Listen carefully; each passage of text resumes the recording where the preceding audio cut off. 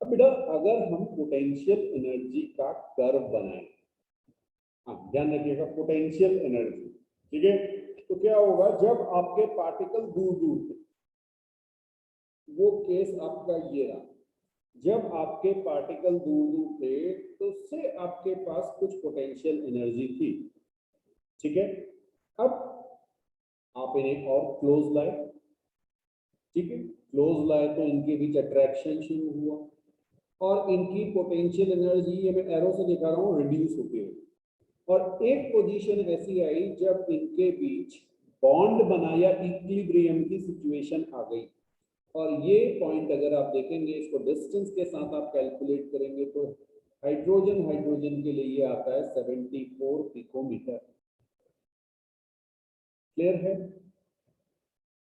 तो ये ध्यान रखना है आपको कि आपकी पोटेंशियल एनर्जी जैसे जैसे बॉन्ड फॉर्म हो रहा है वैसे वैसे रिड्यूस करती है और जिस समय बॉन्ड फॉर्म होता है उस समय आपकी एनर्जी मिनिमम होती है। ये मिनिमम एनर्जी है, मिनिमम एनर्जी। क्लियर? तो इसका मतलब क्या हो गया, जब भी आपका बॉन्ड फॉर्म हुआ एक एनर्जी रिलीज हुई और इसी एनर्जी को आप नाम दे देते हैं बॉन्ड एंथैल्पी। बॉन्ड एंथैल्पी, वो एनर्जी जो बॉन्ड फॉर्मेशन के समय रिलीज होती है उसे आप कहते हैं बॉन्ड एंथैल्पी। ये हमने पहले पढ़ा। हाँ, तोड़ने के लिए इतनी ही एनर्जी सप्लाई करनी पड़ेगी, इसकी रिवर्स प्रोसेस है, समझिएगा। ये आपके पास दो एटम की बॉन्डिंग दिखा रखी है, क्लियर है? आपको इन्हें सेपरेट करना है लाइक दिस। तो ये जो एनर्जी गैप है, इतनी एनर्जी आपको एडिशनल सप्लाई करनी पड़ेगी, उसको आप कहेंगे बॉन्ड डिसोसिएशन एनर्जी। दोनों बराबर होंगे, एक देंगे एक रिलीज होगी, बॉन्ड डिसोसिएशन एनर्जी।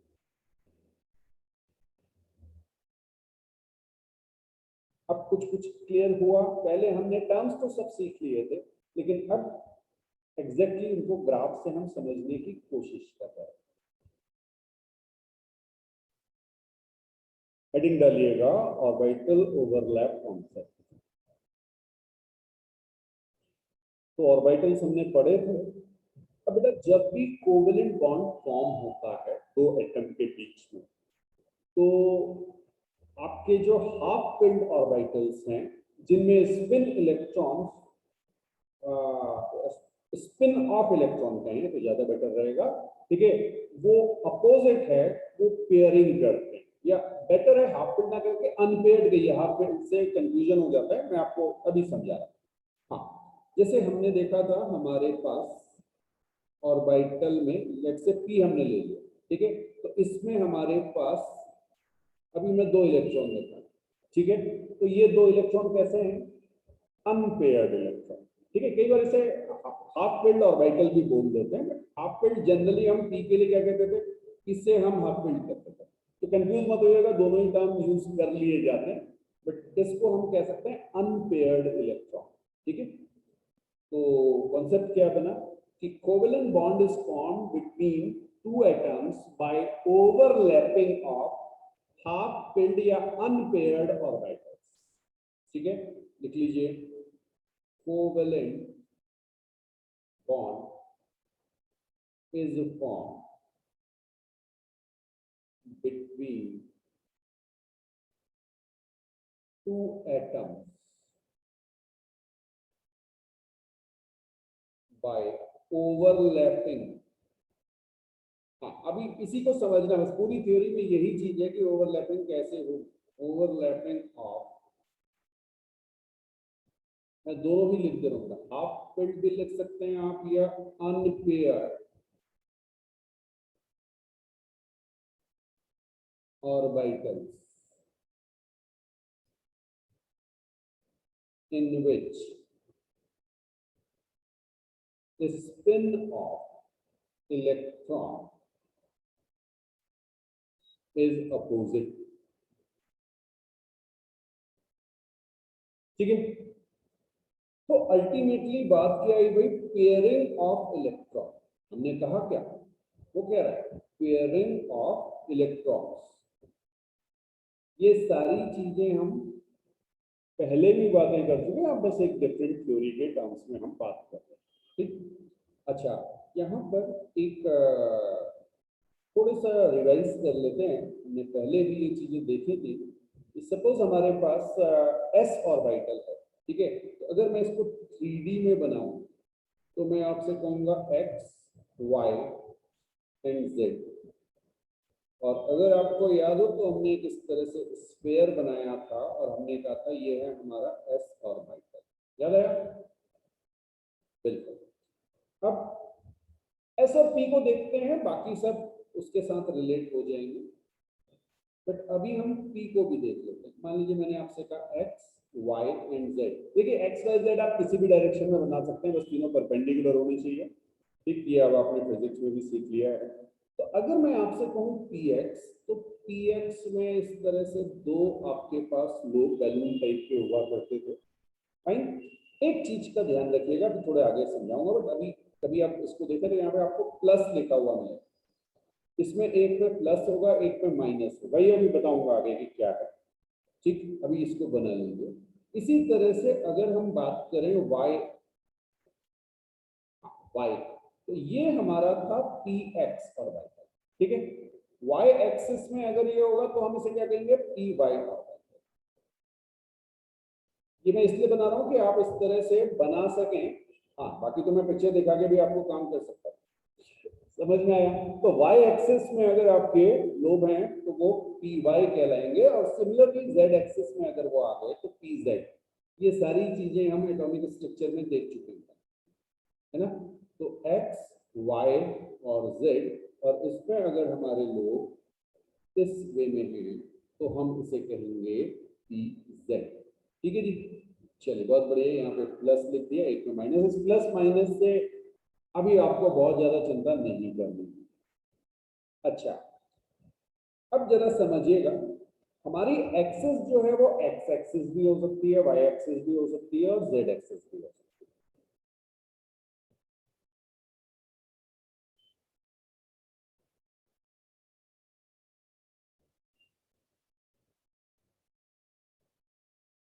अब बेटा यहाँ पर एक टर्म हमारे पास आएगा, इसको ध्यान रखिएगा, that is inter nuclear axis. लिख लीजिए इसको, INA, इंटर न्यूक्लियर एक्सिस। हाँ, इसको समझना जरूरी है कि ये क्या चीज है। मान लीजिए मेरे पास कोई दो एटम है, ठीक है।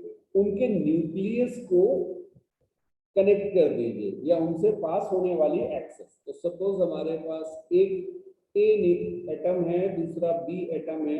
इनके न्यूक्लियस को आप कनेक्ट कर दीजिए, और ये जो हमारी एक्सेस हो गई, ये हमारी कहलाएगी INA,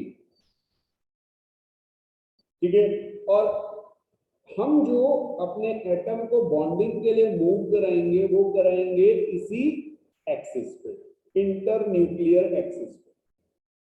नाम से ही क्लियर हो रहा है, दो एटम के बीच की जो एक्सिस है। अब बहुत सारी एक्सिस एक्स वाई जेड सब हो सकती हैं। तो अगर आपने दो एटम लिए और उन दोनों को आपने कनेक्ट कर दिया, जैसे अगर मैं यहाँ पे आपसे कहूँ तो ये मेरे पास एक्स एक्सिस, ये मेरे पास वाई एक्सिस, और इधर मेरे पास जेड एक्सिस, ठीक है। हाँ, आप मुझे बताएंगे कि कौन सी एक्सिस इंटर न्यूक्लियर एक्सिस है, एक्स है, वाई है, या जेड है? इस समय, इस मोमेंट में क्लियरली दिख रहा है एक्स एक्सिस है, ठीक है। तो हमारी INA एक्स एक्सिस होगा, फाइन। अच्छा, अगर आपके एटम इस तरह से होते और अप्रोच भी ये हो रही होती, तो INA क्या हो जाती है आपकी, वाई एक्सिस, और जेड भी हो सकती है, ठीक है।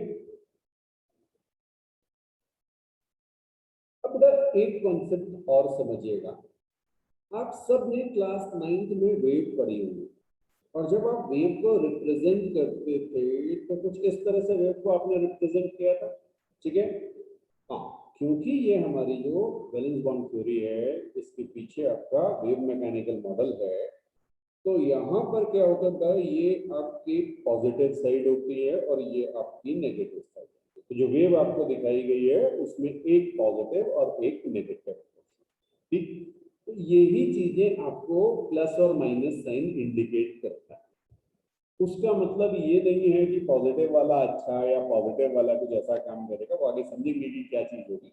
बट पॉजिटिव और नेगेटिव से मतलब ये है कि एक आपका वेव का वन डायरेक्शन का मोशन है, नेगेटिव मींस सेकंड डायरेक्शन का मोशन। क्लियर है? पॉजिटिव और नेगेटिव से ये इंडिकेट करेगा। तो आप चाहें तो बिल्कुल लिख लीजिए positive and negative sign of orbitals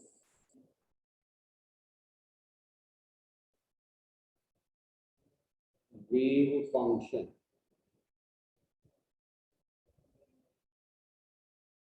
are not related with the charge। ठीक है? हाँ, ऐसा मत समझना कि ये प्लस चार्ज कहां से आ गया, माइनस चार्ज नहीं है, वो सिर्फ उनका वेव फंक्शन डिफाइन किया गया। ठीक है? अब जैसे मैं आपसे कहूं कि मान लीजिए मेरे पास ये एक px है और एक और px, और मैं इन्हें मूव करा रहा हूं यस इस लाइन के अकॉर्डिंग। ये एक्सिस है मेरी INA जिसे मैं कहूंगा। ओके,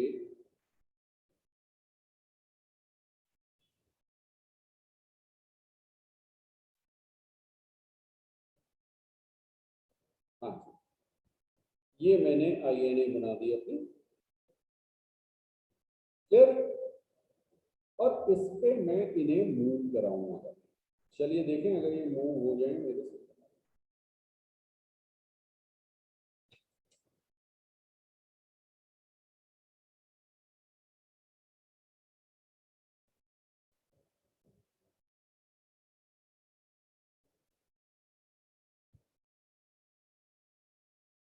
ये देखिए, ये इस तरह से कुछ ओवरलैप करेंगे। ये समझ में आया? px और px को अगर हम x एक्सिस पे मूव कराएं तो इनकी ओवरलैपिंग हो। ठीक है? सपोज मैंने यहाँ पे प्लस लिखा, यहाँ माइनस लिखा, यहाँ पे प्लस लिखा, यहाँ माइनस लिखा, और ध्यान से समझिए, इसको हम कहेंगे पॉजिटिव ओवरलैप। क्या कहेंगे? Positive overlap. ओके, हाँ, अभी केवल नाम सीख लीजिए, फिर बता रहा हूँ। ठीक, और इस टाइप की ओवरलैपिंग को हम कहेंगे एक्सियल ओवरलैपिंग। क्या कहेंगे? Axial overlapping. बात समझ में आई कुछ? आपने क्या किया, दो ऑर्बिटल्स को एक्सिस पर मूव कराया। यस, एक्सिस के अलोंग आपकी जो ओवरलैपिंग हुई वो क्या कहलाएगी? Axial overlapping. अगर प्लस और प्लस मिलेंगे तो हम कहेंगे पॉजिटिव ओवरलैपिंग। अच्छा, ऐसा भी हो सकता है कि सिचुएशन आपके पास कुछ ऐसी बने,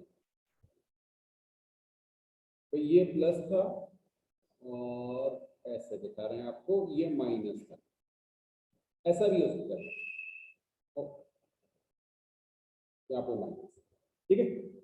ये टाइप की अगर पॉजिटिव और नेगेटिव आपस में कंबाइन कर रहे हैं तो इसको आप कहेंगे नेगेटिव ओवरलैप। अभी समझेंगे कि ये पॉजिटिव और नेगेटिव ओवरलैपिंग क्या है, तो सभी नाम सीखिएगा। ठीक है? तो INA मेरे ख्याल से समझ में आ गया होगा, और ये नेगेटिव पॉजिटिव ओवरलैप समझ में आ गया। ठीक है? अच्छा, जरूरी नहीं है कि ये px में ही हो, जैसे मैं आपको यहाँ पे एक और दिखाऊं। मान लीजिए ये मेरे पास px है और ये मैंने लिया s ऑर्बिटल, और s ऑर्बिटल को मैंने प्लस दिया। हाँ जी, पॉजिटिव ओवरलैपिंग है या नेगेटिव है? पॉजिटिव और पॉजिटिव मिक्स हो रहे हैं, तो ये आपकी पॉजिटिव ओवरलैपिंग है। क्लियर? कोई डाउट नहीं? चलिए, अच्छा बिल्कुल इसी तरह से हो सकता है, मान लीजिए ये नेगेटिव ये पॉजिटिव, और अब आपके पास ये एस आपने लिया, यहाँ पे हम प्लस दिखा दे रहे हैं, एस और पी एक्स ले लिया, ठीक है।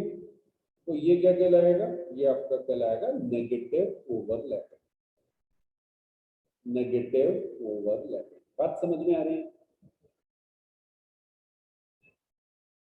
अच्छा जी, अभी एक और तरीका भी हो सकता है। मान लीजिए मेरे पास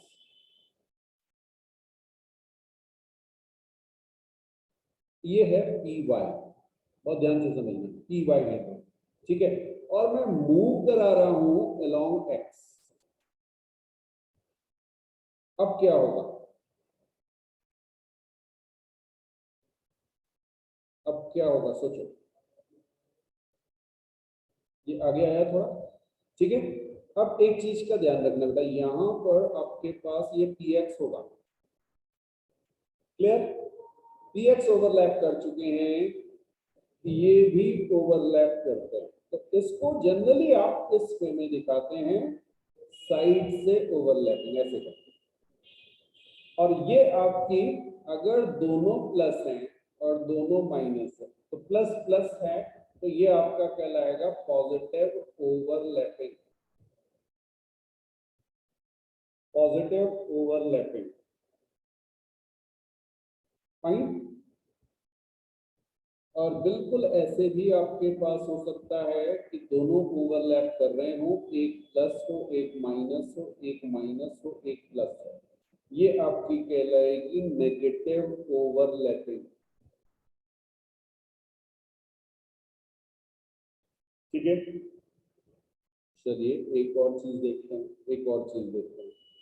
मान लीजिए मैंने आपसे कहा एक लोब आपके पास ये है पी वाई से मैं कह रहा हूँ, और वाइकल है, ठीक है, टू लोब्स हो गए, और एक आपके पास z एक्सिस पे, इसको डिफरेंट कलर से आपको दिखा रहा हूं मैं जिससे आपको इस समझ में आए, ऐसे करके, और इनको आपने इस ये लाइन पे सेंटर से पास हो रही थी ऐसे, और आपने इनको मूव कराया है इधर। हाँ, क्या लगता है आपको, ये कंबाइन करेंगे क्या?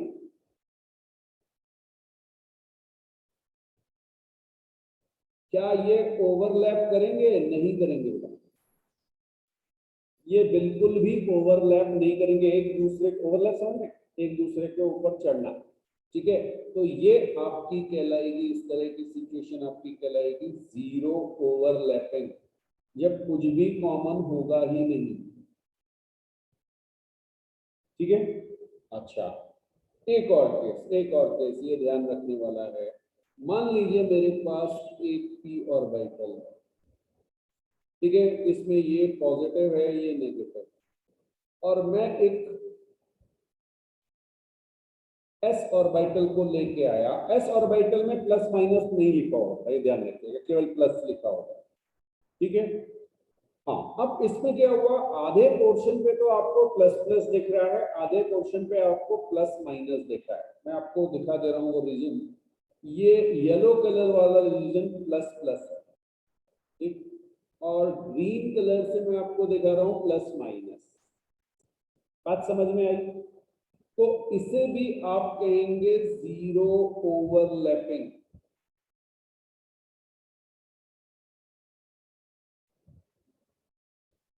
तो हमने कितनी चीजें पढ़ी, पॉजिटिव ओवरलैपिंग, नेगेटिव ओवरलैपिंग और जीरो ओवरलैपिंग, पॉजिटिव, नेगेटिव और जीरो। इसके अलावा हमने पढ़ा एक्सियल और साइडवाइज या साइडवेज ओवरलैप, फाइन।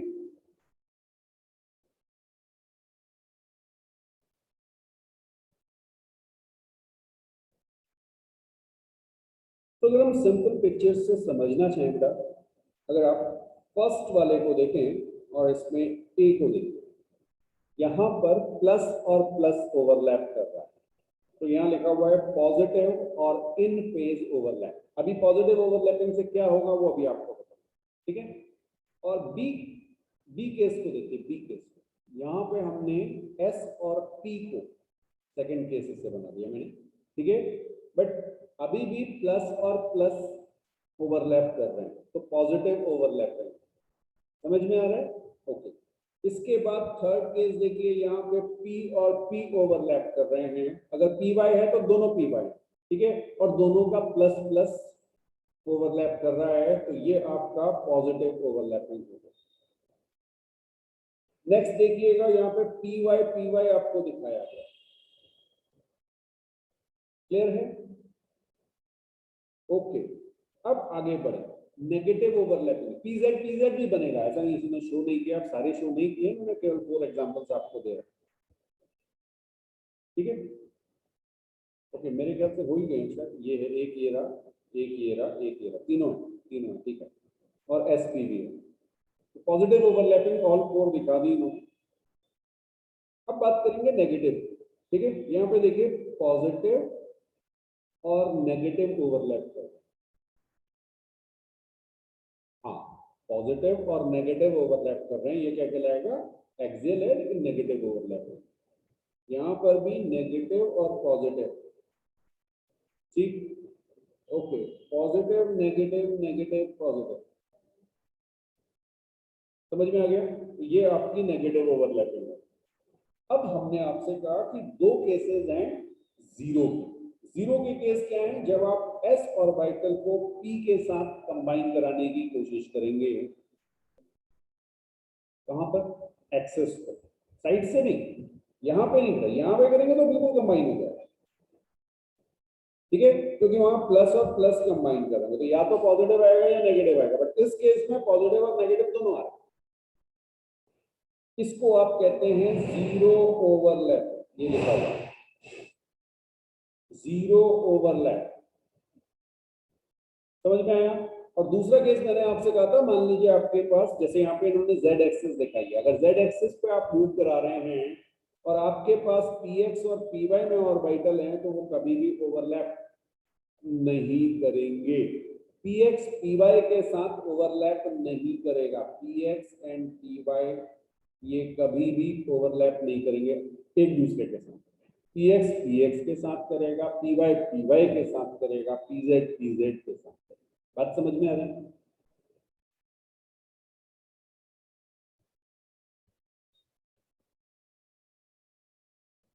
हेडिंग डालिएगा बेटा सिग्मा बॉन्ड। इसकी बात हम पहले कर चुके थे और बार बार मैं आपसे कहता था कि आगे जाके आपको समझाऊंगा कि सिग्मा बॉन्ड क्या है, ठीक है? तो सिग्मा बॉन्ड क्या है? ये वो कोवेलेंट बॉन्ड है जो फॉर्म होगा एंड टू एंड या head on overlap, head on overlap से, ठीक है, और जो इंटर न्यूक्लियर एक्सिस के अलोंग होगा। जैसे अगर मैं आपसे कहूं कि मान लीजिए मैंने एस और एस को, एक एस ले लिया, एक एस ले लिया, और इनको न्यूक्लियस को कनेक्ट किया और ये आईएनए बना के इस पे मैंने इनको मूव करा दिया, राइट?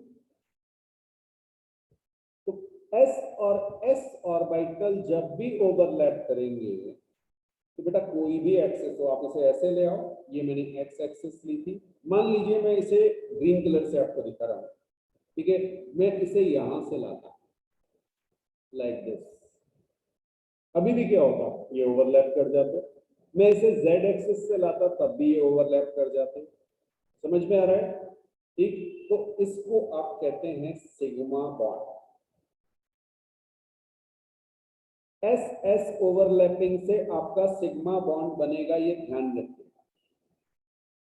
एस एस ओवरलैपिंग से सिग्मा बॉन्ड बनेगा, और पहली पिक्चर जो आपको दिख रही है, आपको 2 एस ऑर्बिटल दिखाए गए हैं, इन 2 एस ऑर्बिटल में बिल्कुल आप देख रहे हैं ये ओवरलैपिंग चल रही है,